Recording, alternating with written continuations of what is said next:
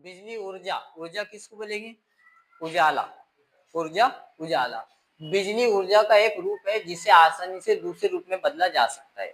जैसा डीपी से अपन बिजली ले रहे है ना, बड़ी डीपी लगी हुई है, एमएससीबी वाले आते बड़ी डीपी लगाते, अब उसका दूसरा रूप क्या होगा? अब वो बिजली डीपी से हम अपने घरों में कनेक्शन लेते, लाइन अपने घर में आती, छोटे ट्यूबलाइट वैसा लाइट देखने के लिए हमको मिलता। तो रूप बदल जा रहा, डीपी से काय में आ जा रहा, अपने घर के अंदर में छोटे छोटे ट्यूबलाइट और लाइट के अंदर में आकर के रूप अपने को देखने के लिए मिल रहा, तो रूप बदल गया। बिजली का उपयोग कई उपकरणों को चलाने के लिए किया जाता है, जैसे लाइट और मशीनें। जैसे हम लोगों ने जब प्रैक्टिस किए तो ग्राइंडर चलाए, ये बिजली का एक उपयोग है।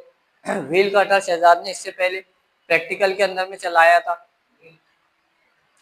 प्रैक्टिकल के अंदर में चलाया था, व्हील कटर को प्रैक्टिस करके बताया था, वो बिजली का एक उपकरण है। ट्यूबलाइट ऑन है, आपकी लाइट ऑन है, वो स्विच ऑन है, ये सारे के सारे पंखा है, बिजली के उपकरण है।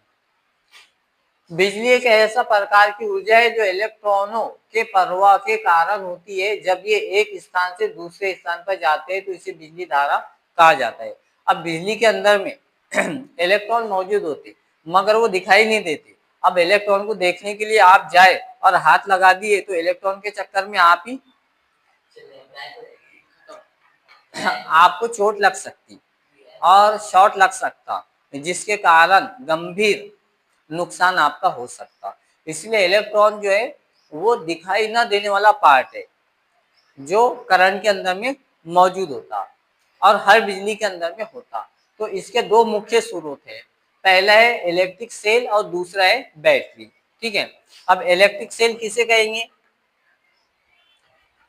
ये हो गया इलेक्ट्रिक सेल पहला, और ये हो गया दूसरा, ये बड़े वाला है, ये छोटे वाला है, ये हो गया इलेक्ट्रिक सेल। अब इलेक्ट्रिक सेल में क्या बात रही थी ये देखना है। ये एक एकल इकाई है जो रासायनिक ऊर्जा को बिजली ऊर्जा में बदलती है।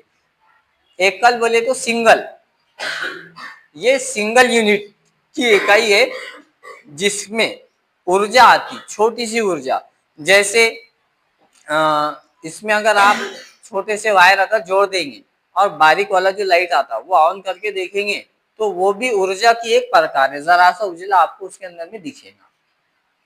इसमें दो इलेक्ट्रोड होते हैं जो एक विद्युत यानी बिजली के माध्यम से जुड़े होते हैं। दो इलेक्ट्रोड, एक इलेक्ट्रोड ये साइड होगा और एक इलेक्ट्रोड ये साइड होगा, तो दो इलेक्ट्रोड है और ये दोनों की सहायता से कोई भी बल्ब ऑन होता तो उसको बिजली का एक प्रकार कहा गया है। जब सेल चालू होता है तो रासायनिक प्रक्रिया एक इलेक्ट्रोड को दूसरे इलेक्ट्रोड में स्थानांतरित करती है जिससे विद्युत धारा उत्पन्न होती है।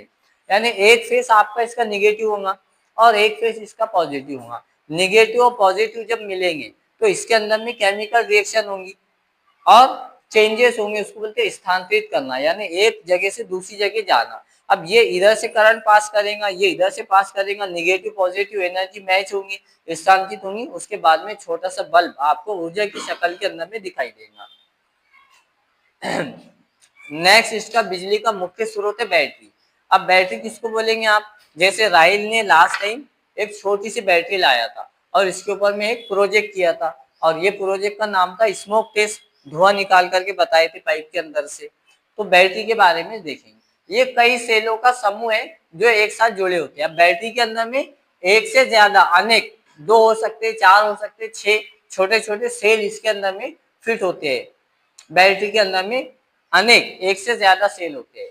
बैटरी आमतौर पर कई इलेक्ट्रोकेमिकल से बनी होती है जो बाहरी इनपुट और आउटपुट से जुड़ी होती है।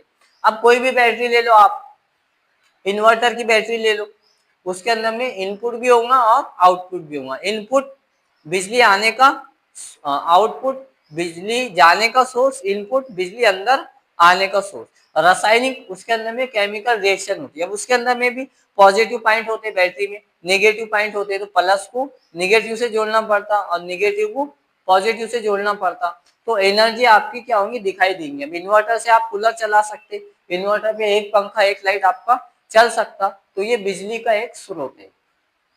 बिजली अगर चली गई तो इन्वर्टर आपका बिजली जैसा काम करके दिखाएगा।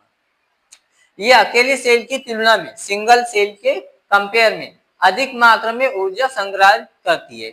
अगर आप देखेंगे ये सेल में जो छोटा सा लाइट ऑन होगा उसका उजाला ऊर्जा ऊर्जा अर्थ उजाला और इसके उजाले के अंदर में बहुत ज्यादा फर्क होगा। इसकी स्पीड में और इसकी स्पीड में अंतर होगा, क्योंकि ये सिंगल इकाई है और ये मल्टीपल इकाई है। ये सिंगल यूनिट पे काम करेगा और बैटरी मल्टीपल यूनिट में काम करेंगी। ये दोनों का सबसे मेजर कंपैरिजन है, दोनों का सबसे बड़ा अंतर है। ऊर्जा कुशल उपकरण, ऊर्जा ऐसे स्रोत, ऐसे सोर्सेस जिनके अंदर में बिजली होती है, जैसे एलईडी लाइट। एलईडी लाइट कैसे चलता? बिजली से।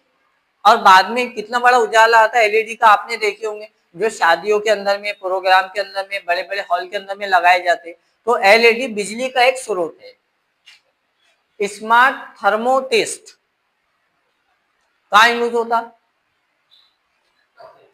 हाँ, ये मेडिकल से रिलेटेड इंस्ट्रूमेंट है, चेकअप के लिए यूज किया जाता है। जो भी रिपोर्ट वगैरह निकालते बॉडी के ऊपर में स्कैन वगैरह करने के लिए, तो वहां पर इसका यूज किया जाता है। और ये बिजली, सबसे ज्यादा बिजली इसके अंदर में यूज की जाती है। ऊर्जा प्रबंध प्रणाली, बहुत सारे ऐसे प्रबंध होते हैं जिनसे ऊर्जा आती, उजाला आ सकता। जैसे शादियों में छोटे छोटे लाइट देखे होंगे आपने, वो एक सोर्स है बिजली के आने, बिजली के दिखाई देने का। और क्या सोर्स हो सकते? इज्तिमा वगैरह में आप जाते, आप बड़े बड़े पोल लगे रहते हैं और हेलोजन बड़े लगे हुए रहते, है ना, वो एक प्रबंधन है बिजली के आने का।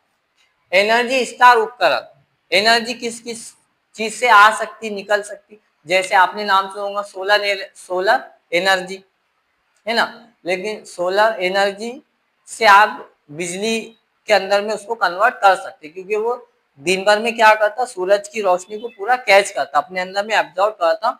बाद में उसके माध्यम से आपको बिजली देखने के लिए मिलती, लाइट वगैरह पंखे आपके उसके ऊपर में चल सकते।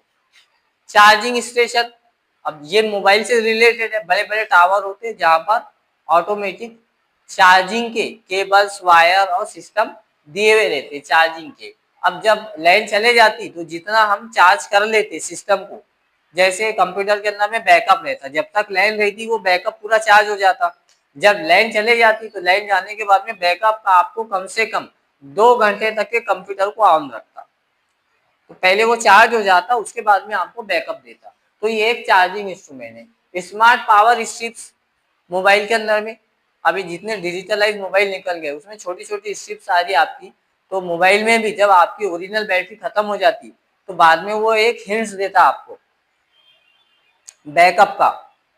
अगर वो स्ट्रिप्स को आप ऑन कर देते बटन दबा के, तो अंदर से वो स्ट्रिप चालू हो जाती और 1 या 1.5 घंटे तक के आपको उसका बैकअप मिलता।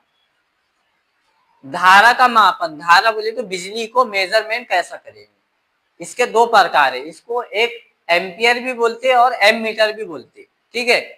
इलेक्ट्रॉनिक्स की लैब में लास्ट टाइम लाए थे हम लोगों ने 9th क्लास के लिए, एक चक्री होती उसके अंदर।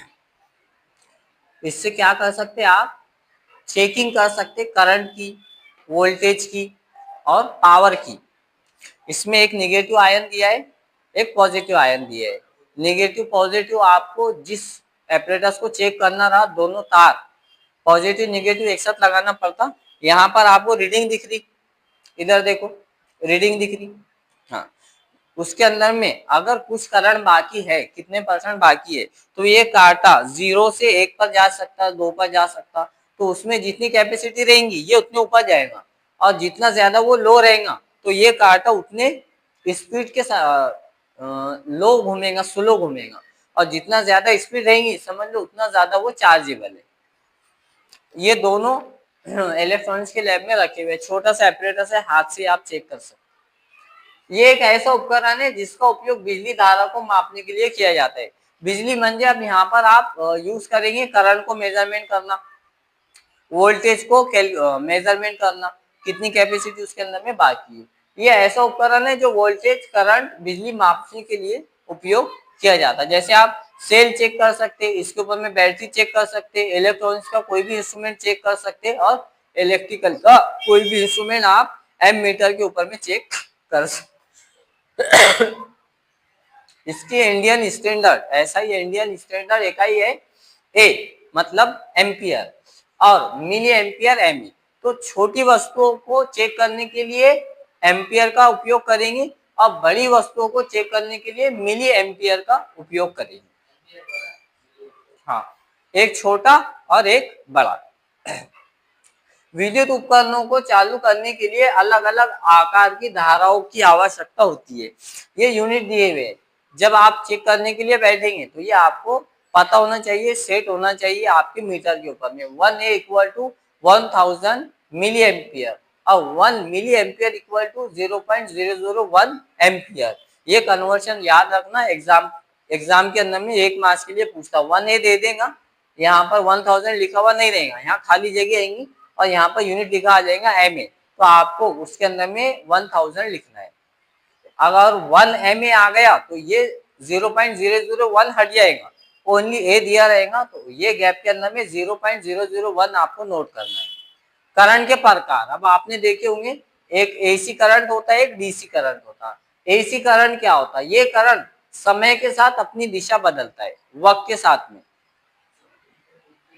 समय बोले तो वक्त, वक्त के साथ में दिशा को बदल देता। जैसे आपने देखे होंगे करंट चेंज होते रहता, वोल्टेज चेंज होते रहता, कभी लाइट ऑन होती, कभी ऑन होती, तो इसके अंदर में ये चेंजेस आते रहते। या डायवर्शन होता, इधर का सप्लाई अपन दूसरे तरफ में कन्वर्ट कर सकते। डीसी, ये करंट एक ही दिशा में बहता है। जैसे अगर बड़ी तार की लाइन डाली गई ये डीपी से, तो एक सामने की डीपी में, इस तरफ में सिर्फ वन साइड सिंगल वे के अंदर में, सिंगल लाइन के अंदर में ये करंट जाएगा, दूसरे तरफ में डाइवर्ट नहीं होगा। और डीसी ये मल्टीपल है, इसको आप दूसरे दिशा के अंदर में भी चेंज कर सकते हैं। जैसे अब ये एरिया में डीपी है, तो इसको आप, इसकी दिशा आप सर्कुलेट कर सकते, गुलिस्तान नगर भी जाएंगी, इधर में हबीब नगर भी जा सकती, तो ये सर्कुलेट होगा। और एसी सिंगल यूनिट के ऊपर में काम करेगा।